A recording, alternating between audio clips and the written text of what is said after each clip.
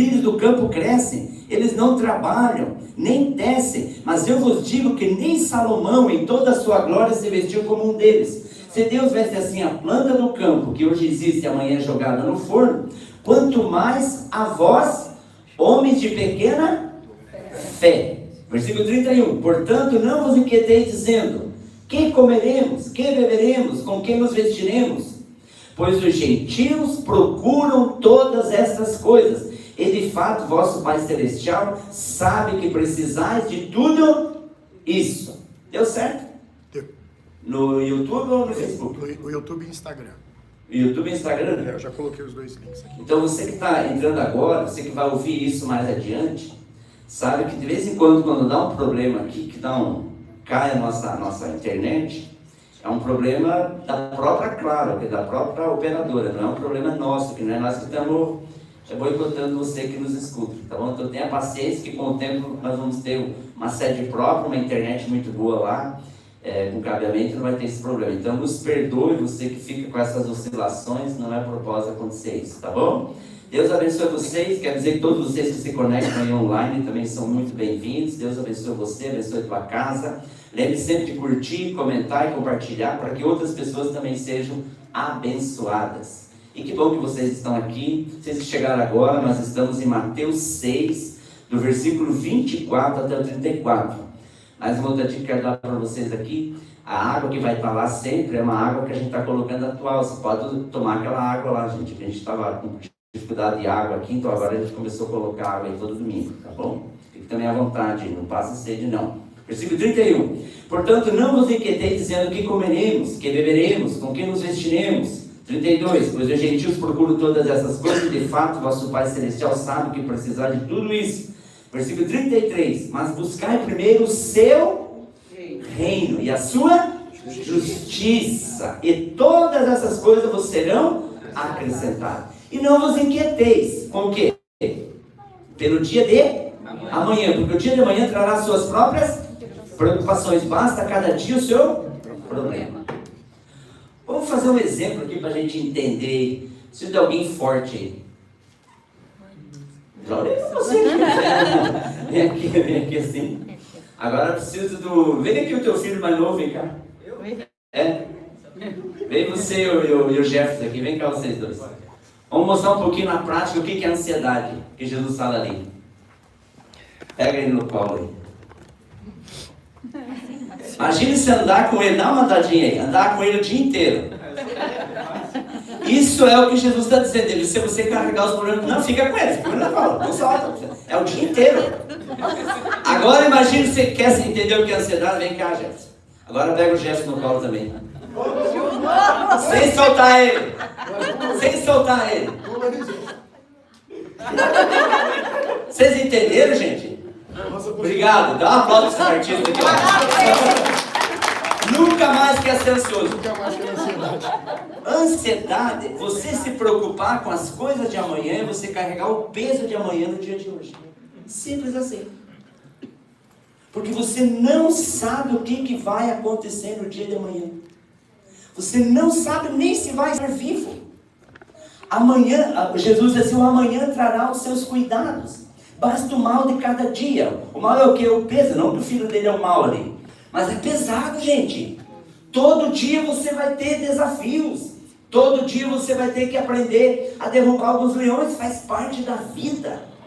Há um engano, há um engodo, achando que por ser cristão você não tem que guerrear as suas próprias guerras, que você não tem que enfrentar as suas lutas, as suas dificuldades de cabeça erguida. Isso é uma distorção do Evangelho. O Evangelho é aprender a ser perseverante, a ser guerreiro, a não desistir do que é correto, do que é certo. Eu nunca vi Jesus amarelar diante de desafios. Venha o desafio que for, levanta a cabeça e enfrenta. Por quê? Porque maior é o que está em você do que aquele que está lá fora. Assim você enfrenta os momentos de preocupações, inquietações e dificuldades. Quando você faz isso, na certeza, estou fazendo isso em nome de Deus. Ele está comigo. Então, quando Ele está com você, é garantia de vitória. Por isso que a Bíblia diz em Romanos que nós somos mais do que vencedores. Por que mais do que vencedores? Porque não tinha uma palavra em português para traduzir melhor. É você entrar em campo já com a certeza do resultado. Quando você está com Deus, com Deus é a maioria. Com Deus é a maioria. Ah, mas só eu, só eu. Não se preocupe, se você está com Deus é a maioria. Se a tua fé está colocada nele, é a maioria. Ah, mas meu marido não me apoia, minha esposa não me apoia, meu filho não me apoia, meu pastor não me apoia, meu patrão não me apoia. Gente, se você confia em Deus, a sua confiança absoluta nele, isso gera descanso. Eu ainda falei domingo passado, se eu chegasse para você que tem contas para pagar, e eu dissesse para você, tá bom, esse mês eu pago todas as contas. Amém. Agora eu estou tranquilo. Mas se eu dissesse assim, o Senhor vai te abençoar, vai te capacitar para você levantar recursos e você vai pagar as suas contas. Ah, tá, então tá. Tá bom, né? Que seja, né, pastor? Deus seja louvado. A gente diz isso como se fosse uma coisa. Deus vai, Ah, mas se alguém fala de alguém que é todo parecido que nem você, a gente acredita. Mas se Deus fala que Ele é conosco, tem 365 vezes na Bíblia, não temas. Não temas. Não sei por que tem 365, deve ser porque para ter uma para cada dia. A Bíblia não diz que é para ser uma para cada dia, mas com certeza isso contribui. Tá bom? Então vamos lá. Semana passada eu comecei a falar sobre esse remédio. Eu falei que vencemos a ansiedade quando vemos o real valor das coisas, que é o que ele diz no 25. O Senhor diz que a vida é mais do que o alimento e o corpo é mais do que as festas. Porque se Deus deu o corpo, deu a vida, isso tem mais valor do que as próprias roupas. Segunda coisa que eu falei a semana passada, vencemos a ansiedade quando entendemos o valor que temos para Deus. Você entender assim, a questão não é você, a questão é Ele em você. Aí isso valoriza você. Se era você em Deus, é uma coisa, mas é Ele em você. Deus te vê através de Jesus. Então Ele é grande em você, Ele é maior em você, Ele é vencedor em você. Então tudo que Jesus é, você é. Tudo que Jesus conquistou, você também conquistou. Então a partir de Jesus, através de Jesus, por meio de Jesus, você é mais do que vencedor. Amém. E o terceiro que eu falei, vencemos a ansiedade quando percebemos a sua inutilidade. Sua inutilidade, Mateus 6,27. Qual de vós, por mais ansioso que esteja, pode acrescentar uma hora que seja a sua vida? O que Jesus mostra aqui, que eu acho assim, tremendo, assim, para a gente compreender esse argumento que ele coloca aqui, que se você ficar ansioso, não vai mudar a situação. Aliás, é comprovado cientificamente, as boas ideias vêm quando você descansa. A ciência prova isso. Quando você tira uns dias para descansar, você para descansar, você tira, sai daquela correria, daquele agito, sai daquela rotina e descansa de verdade. Ali começa a fluir as ideias, novos projetos. É muito, muito importante você compreender isso. E a quarta coisa que eu falei a semana passada é que vencemos a ansiedade pela fé. No 28 ao 30 desse capítulo, Jesus diz que o ansioso é um homem de pequena fé. Então a ansiedade é fruto de incredulidade. A ansiedade é fruto de incredulidade. Quando você reconhece isso, você já começa a se render. Porque a gente começa a dar explicação, a gente não consegue destravar naquilo que eu dou explicação. Tudo que você usa de justificativa, você fica se justificando, se explicando, você trava. O teu cérebro trava. Isso a neurociência prova isso. Se você não acreditar na Bíblia, tudo bem, mas a neurociência prova isso. Toda hora que você fica se justificando, se explicando para aquelas coisas que você não vai, aquilo te trava. Então, para você destravar, é você parar de achar desculpa. E quando você reconhece, as coisas começam a acontecer. Então, vencemos a ansiedade pela fé. O quinto, vencemos a ansiedade conhecendo Deus como Pai. Isso eu também falei um pouquinho semana passada, eu só no versículo de Romanos 8,15, que diz assim: porque não recebestes o espírito de escravidão para viverdes outra vez atemorizados. Atemorizado é com medo. Mas recebestes o espírito de adoção, baseado no qual nós clamamos Abba Pai. A palavra Abba Pai significa papaizinho. Imagina você chegar diante de Deus e dizer: papaizinho querido. Porque é assim que ele também, nos evangelhos, ele também coloca isso. Abba Pai, paizinho querido. Quando você tem essa liberdade de chegar diante de Deus assim, é porque você entende que Deus não é um ser distante. Não é você tentando chegar a Deus, é você aceitar que Ele já chegou até você. Porque a lei ensinava que as pessoas tinham que se achegar, correr para Deus. Na graça é você aceitar que o Senhor correu para você. A cruz veio até você. O Senhor desceu até a terra. Ele veio até a terra para nos alcançar. Quando você aceita isso, metabolicamente, vem um poder de dentro para fora. você consegue vencer a ansiedade, que ela é um resultado de incredulidade. Então, tire da sua mente essa imagem de que Deus está distante, que você precisa persuadir Ele para vir ajudá-lo com alguma oferenda, com alguma oferta, com algum dízimo, com algum dia, com alguma campanha. Tem que fazer algo para ver se eu consigo amolecer o coração de Deus, porque Deus está muito turrão, Deus está muito distante. Preciso pagar alguma coisa, isso é justiça própria. Se desse resultado, você dizer, mas também o que eu fiz, o que eu tenho feito, aí isso seria justiça própria. Ah, mas então eu não posso dizimar, ofertar, fazer isso? Claro que você pode, para exercitar a sua fé, para estimular a sua fé, porque fé é igual músculo. Quanto mais piedoso você vive, piedoso é devoto, quanto mais devoção você tem ao único Deus, a palavra e os princípios, mais a sua fé fica viva. Quanto mais distraído você é, quanto mais disperso você é com as coisas de Deus, mais frio você fica na fé. Quanto mais aliança você tem com as coisas de Deus, com a casa de Deus, com a palavra de Deus, com as coisas do reino, mais devoção cresce em você, mais temor cresce em você, mais íntimo você vai se tornando daquele que é o dono da casa, é o dono da igreja, que é Deus, que é Jesus, que é o cabeça. Amém? Então isso ajuda, só para entender essas coisas. E aí o último, que é o que eu quero tratar hoje: vencemos a ansiedade buscando em primeiro lugar o reino de Deus e a sua justiça. Quero explicar isso. Isso vai te ajudar demais a vencer isso. Romanos 14:17. Quero ler esse versículo. Diz assim, que o reino de Deus não é comida e nem bebida. Mas se não é comida nem bebida, o que é o reino de Deus? Aí o versículo diz assim: o reino de Deus é justiça, paz e alegria no Espírito Santo. Vamos gravar isso? Justiça, paz e alegria no Espírito Santo. Vamos falar de novo para a gente gravar isso? Justiça, paz e alegria no Espírito Santo. O que é reino de Deus então? Justiça, paz e alegria no Espírito Santo. Então não é ficar enfesado. Vocês sabem de onde vem a palavra enfesado? Não vou nem traduzir aqui, né? Então não é ficar emburrado. Beleza? Eu sei que dá vontade de cutucar alguém nessa hora, mas não cutuque ninguém. Recebe para você, não fica assim, é para ele, é para ela. Não, recebe na bênção. O reino de Deus é o quê? Justiça, paz e alegria no Espírito Santo. Quando você recebe, você não trava. Estão me entendendo? Quando você recebe, você não trava. Quando você recebe, você não cria justificativa. No momento que você não recebe, você vai criar um monte de desculpa. Ou nós temos resultado, ou nós temos desculpa. A gente faz a escolha. Então, quando eu recebo, a partir dali, Deus vai me dar graça para que os resultados aconteçam. Eu sou um exemplo disso. Se tem um cara que era enfesado, era eu. Minha esposa sabe o que é isso. Eu dormia com a mulher mais linda, mais bonita da face da terra e acordava com a cara de pitbull. Com aquela cara. Tudo bem, mano?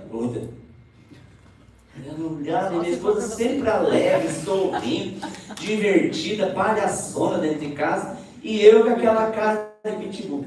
Aí quando eu parei de dar justiça, não, mas é que eu sou assim, porque o médico falou que eu tenho aquilo, eu tinha outra coisa. Não aceito os decretos da medicina. Se eu aceitasse o decreto da medicina, eu já estava no cemitério há muitos anos. Eu já estaria no cemitério há muitos anos. Mas eu não aceito os decretos. Eles fizeram esses últimos tempos vários exames, não conseguem encontrar. Mandaram um exame para a Espanha, no meu caso, da minha células tronco, mandaram outros Estados Unidos, minha esposa sabe, e não conseguiram encontrar o que fazer para estimular minhas células tronco. Mas eu estou vivo. E você não tem que me aguentar que nem seu Zagalo, mais um tempo. Aleluia. Aleluia, ainda bem. Pensei que alguém ia dizer, Senhor, logo. Então, graças a Deus, vou viver mais um tempo. Entendeu? Minha esposa podia dizer um aleluia, né? Gente, isso aqui é família. Você que está escutando aí não sabe, aqui tem povo aqui bem alegre, bem feliz. Porque o reino de Deus é alegria no Espírito Santo. Então você decide, chega, vou ser alegre todo dia. Porque é alegria. O reino de Deus é isso, você.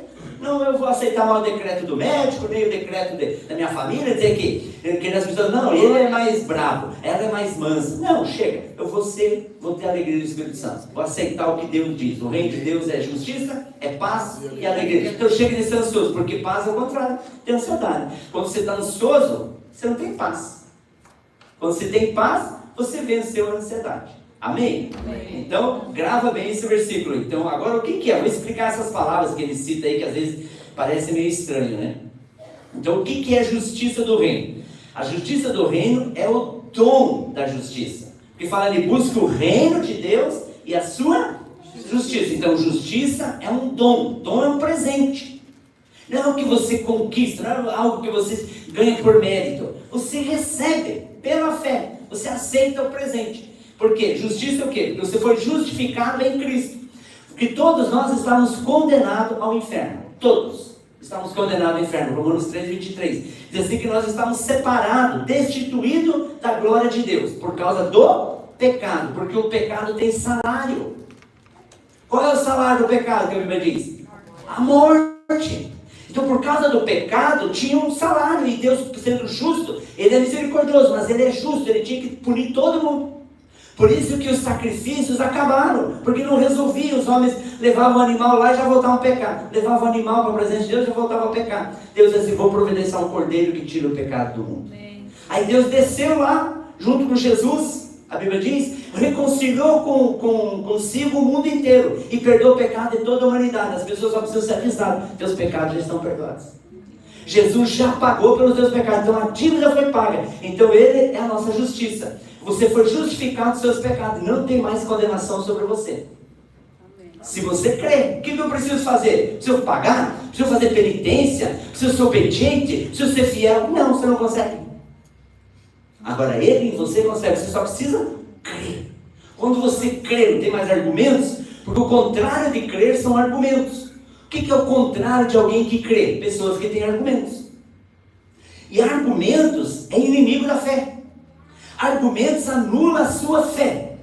Gravou isso? Sempre que você tem um argumento, esse argumento anula a sua fé.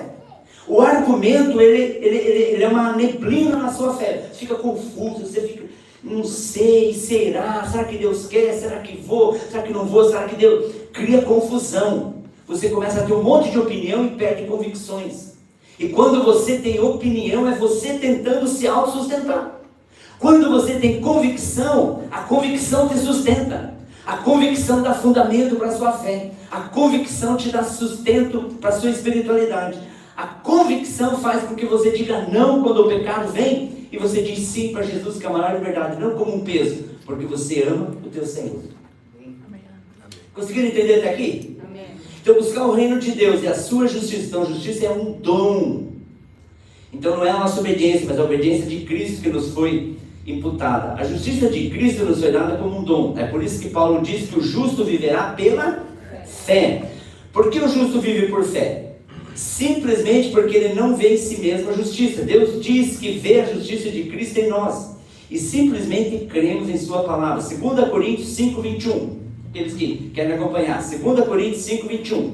Daquele que não tinha pecado, Deus fez um sacrifício pelo pecado em nosso favor, para que nele fôssemos feitos justiça de Deus. Ele fez justiça. Ele fez. Vou ler esse versículo de novo, porque parece meio complexo. 2 Coríntios 5:21. 5:21. 2 Coríntios. Daquele que não tinha pecado. Quem era esse que não tinha pecado? Jesus. Deus fez um sacrifício pelo pecado em nosso favor, para que fôssemos o quê? Feito justiça de Deus. Aleluia. Por isso que quando eu canto eu me emociono, porque eu começo a pensar assim, meu Deus, não tem nada a ver comigo, porque dependesse de mim eu estava frito, porque nós temos nossos humores que muda muito. A gente precisa de graça todo dia, mas o Senhor não muda, e Deus nos avalia, nos julga a partir de Jesus, não a partir do teu comportamento. Deus te chama independente. Deus te ama sem ficar fazendo. Eu vou te chamar, mas a hora que você pisar no tomate, meu amigo, eu vou ficar 2 dias de mal com você. Já pensou? Está de aflito. Deus nos ama incondicionalmente. E Ele nos abençoa sempre se a gente está crendo e tem esse entendimento. Aí agora, Romanos 1,17. Romanos 1,17. Outra coisa para entender essa questão da justiça. Deus nos declara justo diante dele, e a justiça se revela como? Como é que se revela essa justiça? No Evangelho.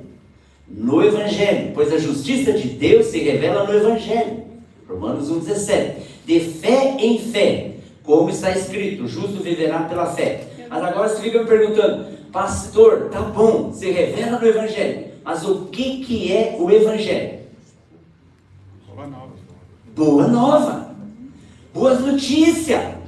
Nós somos chamados para dar boas notícias para as pessoas, pregar graça para elas, falar para elas, olha, Deus te ama, Deus já reconciliou você com Cristo, Deus já perdoou todos os seus pecados, Deus tem planos fantásticos para você, Deus tem um futuro maravilhoso para você e para a sua casa. Boas notícias, o Evangelho é boas notícias, o Evangelho não é para condenar ninguém, o Evangelho não é para oprimir as pessoas, o Evangelho não é para gerar nas pessoas medo, insegurança, remorso com Deus. O Evangelho é para tirar as pessoas daquele jugo, daquela neurose.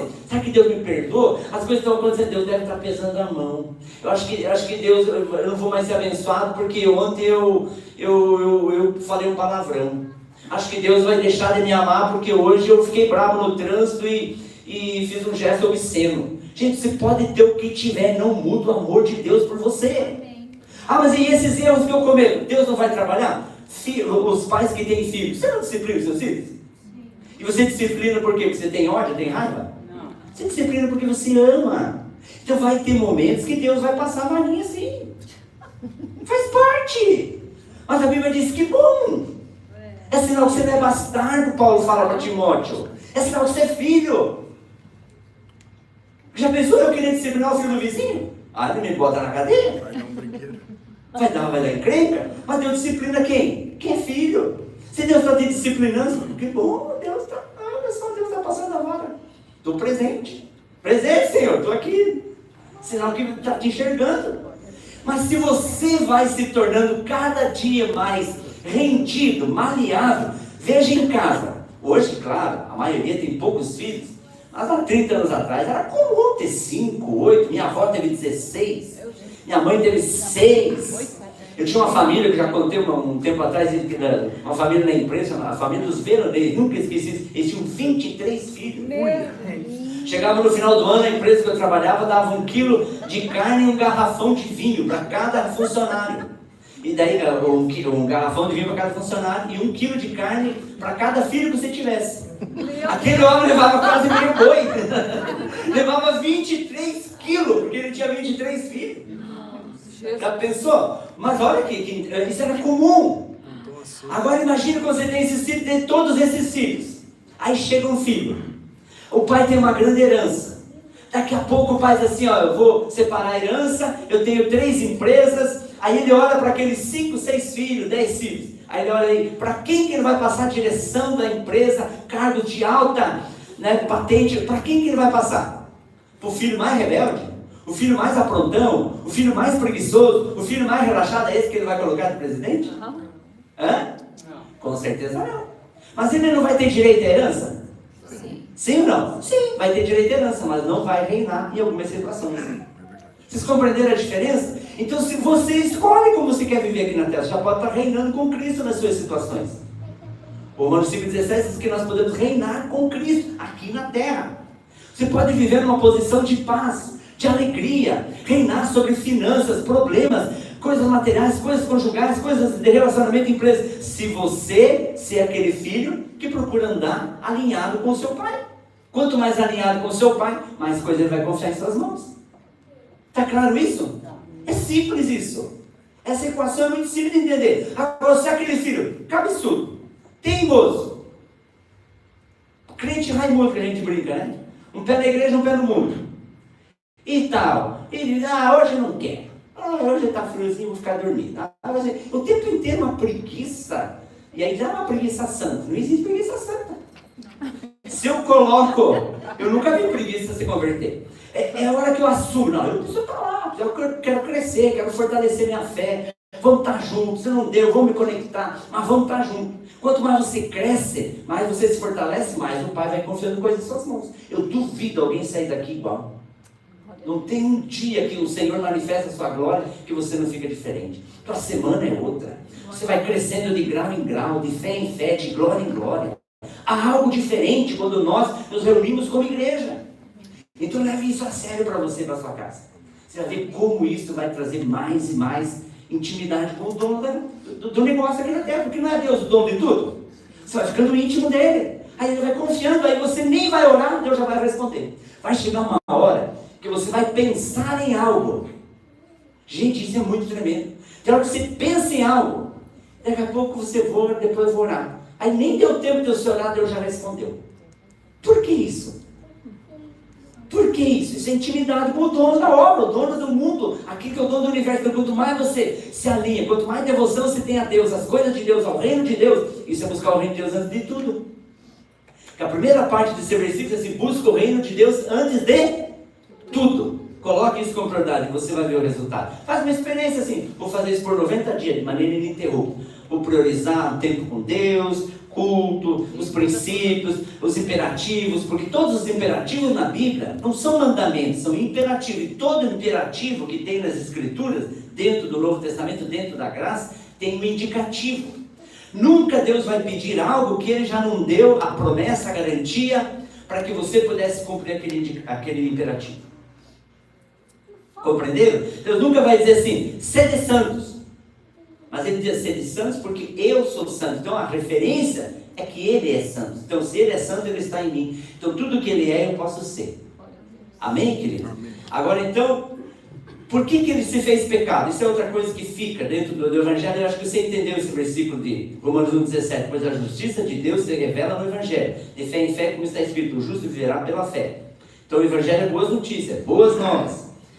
Como eu tenho falado nessas aulas de maturidade, é a troca do Calvário. É a troca do Calvário. Era para eu e você estar lá. E Deus colocou Jesus.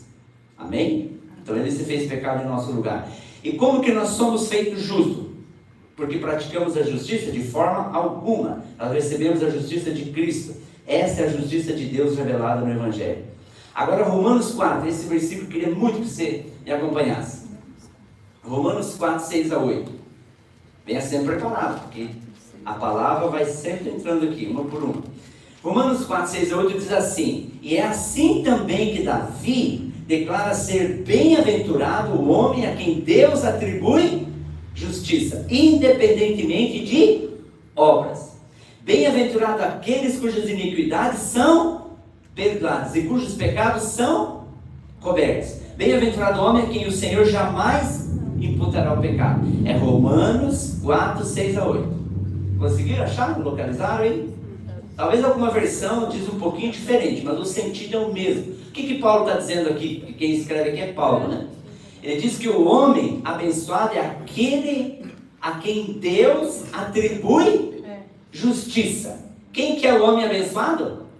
A pessoa que Deus atribui justiça. Tá bom? Independente das suas obras. Então quem é o abençoado? A pessoa que Deus atribui justiça, independente de suas obras. Em outras palavras, nós somos abençoados quando cremos que somos justos, independente de nossa obediência.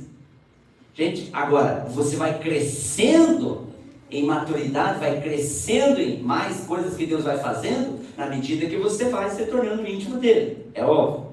Então somos justos também porque Deus jamais nos imputará pecado. A verdade é que dos nossos pecados, das nossas iniquidades, diz a Bíblia lá em Hebreus, não vou ler esse texto para a gente ganhar tempo, Deus nem vai se lembrar mais.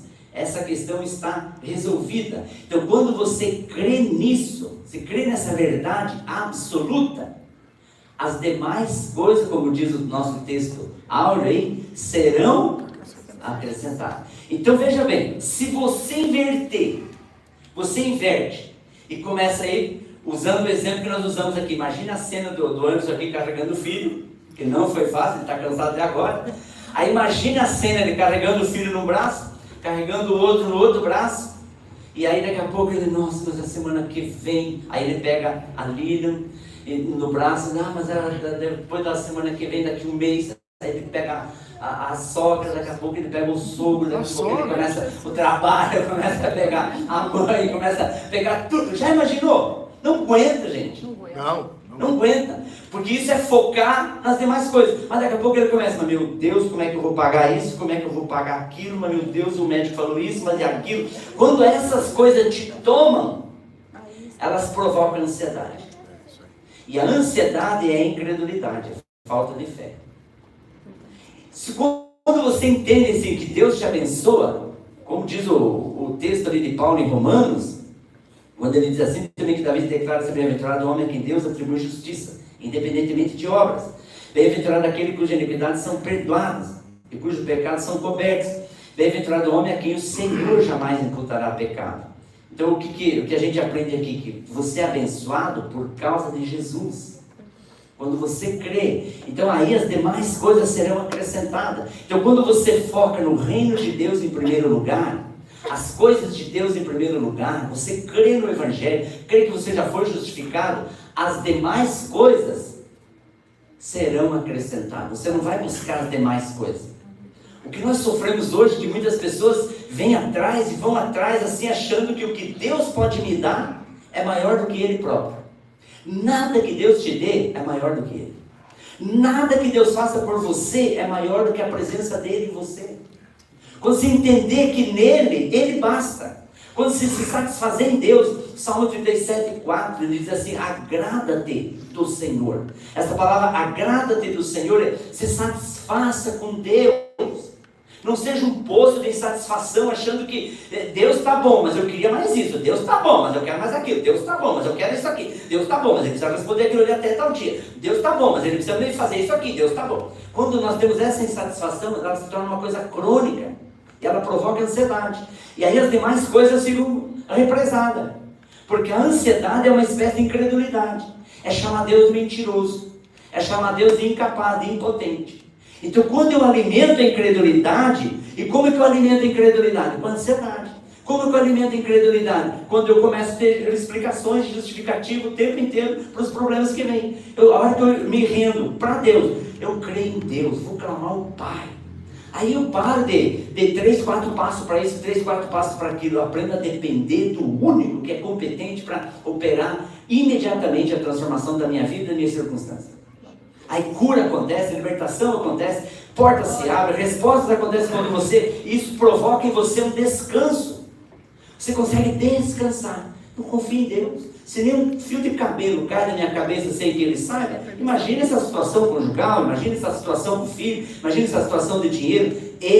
Quando eu começo a declarar o que eu creio, quando eu começo a declarar com a minha boca o que eu creio, isso sustenta a minha fé. Isso alimenta a minha fé. Me deixa um gigante na fé.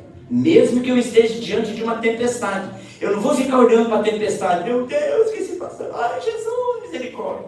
Ai, Senhor, quanto mais oração, mais assombração. Eu não vou ficar assim. Eu vou olhar para a situação e vou tirar os olhos da situação e dizer, eu creio em Deus. Se Deus vai permitir eu passar por essa prova, Ele vai me levar até o final dela. Deus é fiel, Deus é bom, Deus é meu Pai. Quando eu me afirmo, isso é contemplar a Cristo. Quando eu me afirmo em quem é Deus, e não em como eu estou. Quem é o meu Pai, e nem como eu me vejo, assim como Ele me vê. Ele te vê como filho. Ele te vê como amado. Ele te vê como um filho que foi lavado e santificado pelo sangue do seu filho. Então Ele te ama do jeito que você é. Ah, mas é por causa disso. É porque essa semana eu fiquei meio... A gente esquece essas condenações. Deus ama você do jeito que você é. Quanto mais você se rende a tua fé, mais você cresce, mais você desenvolve. Então quando você crê nisso, as demais coisas lhe serão acrescentadas. Agora, se você acredita que a justiça do reino é sua própria obediência, você está sempre seguro se vai ter a provisão de Deus ou não. Esta é a razão por que há tanta angústia e ansiedade dos cristãos. Eles ainda acreditam que precisam ser justos pela força do braço, pela sua obediência, para que Deus possa ouvir suas orações e seu clamor. Por isso que eles não são supridos. A verdade, porém, é que hoje a justiça é um dom. A justiça é um dom que recebemos. É por isso que o Senhor disse que devemos buscar a justiça do reino. A justiça do reino e não a justiça própria. E uma vez que cremos, as demais coisas serão acrescentadas. E se as demais coisas são acrescentadas, aí você vence a ansiedade. Porque eu sei, é bom ter as demais coisas acrescentadas. A gente vive isso, mas já vivi momentos que eu fiquei ansioso. Eu entendo quem sofre com ansiedade. Eu entendo. Porque muitas vezes eu permiti que a ansiedade ficasse na minha vida mais de um dia. Muitas vezes. Se você pensa assim, mas será que o pastor sofre algum desafio para ficar ansioso? Pode ter certeza disso. Como nós já plantamos várias igrejas, moramos em muitos lugares, a gente já passou tudo que se possa... Quer dizer, você nem consegue imaginar quanta coisa a gente já passou. Mas a gente aprendeu diante de Deus a vencer isso diante de Deus. Saber que não é a nossa justiça, mas é a justiça dele, que é um dom. Vamos orar por isso? Vamos. Fique em pé então. Depois nós vamos orar pelas mães.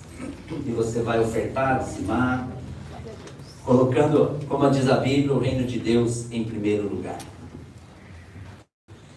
Eu não sei quantos querem oração para deixar a ansiedade no altar hoje. Eu não sei quantos. Talvez todos, talvez alguns, não sei quantos. Não sei nem se eu chamo vocês para vir aqui na frente. Vai ter todo mundo. Vai ter que vir todo mundo, né? Então, eu não quero... Nunca quando a gente chama alguém aqui na frente é para constranger. Por favor, o Espírito Santo não tem essa missão de envergonhar ninguém. Quando você vem aqui na frente, é para você dizer assim, eu creio no poder de Deus, eu creio no amor de Deus, eu creio na unção, eu creio na imposição de mãos. A ideia é que às vezes as pessoas vêm na frente para receber um abraço, receber uma oração. Tenho falado para minha esposa, falei algumas vezes para o Ângelo, os irmãos que oram aqui. Procure orar assim, bem rápido, bem pouquinho. E dê um abraço gostoso na pessoa, porque as pessoas precisam se sentir amadas. Então, se você quer receber esse abraço de amor, acho que eu vou mudar então o pedido. Você quer receber esse abraço de amor, uma oração rápida de alguém, para que a ansiedade fique definitivamente na cruz. Então, você vem, pode uns aqui, né? Aí os irmãos aí vão orando uns pelos outros aqui, né? E talvez todos precisam disso. Então, você sente, não, eu sofro com ansiedade, pastor, eu sofro mesmo. Para mim que nem dizia minha mãe, é uma praga. Então eu quero deixar essa praga. Quero deixar na cruz. Você tem dificuldade por isso? Então vem aqui. Nós vamos impor as mãos sobre você e vamos te ajudar. Mas se você não quiser vir, nós vamos estar fazendo uma oração coletiva aqui por todos também, tá bom? Mas aqueles que querem vir aqui, receber a imposição de mãos, para pedir graça, um favor, algo, eu quero humilhar mais a ansiedade. Quero deixar a ansiedade mais humilhada. Então fique à vontade para vir aqui, tá bom? Pode ficar à vontade. Então vamos orar. Quero que você levante tua mão direita diante de Deus e diga assim, Senhor, eu creio na tua palavra. Eu creio na sua palavra. E eu creio que eu recebi o dom da justiça. E eu creio de todo o coração que hoje eu sou justo diante de Deus. Não tem mais pecado sendo imputado sobre a minha vida.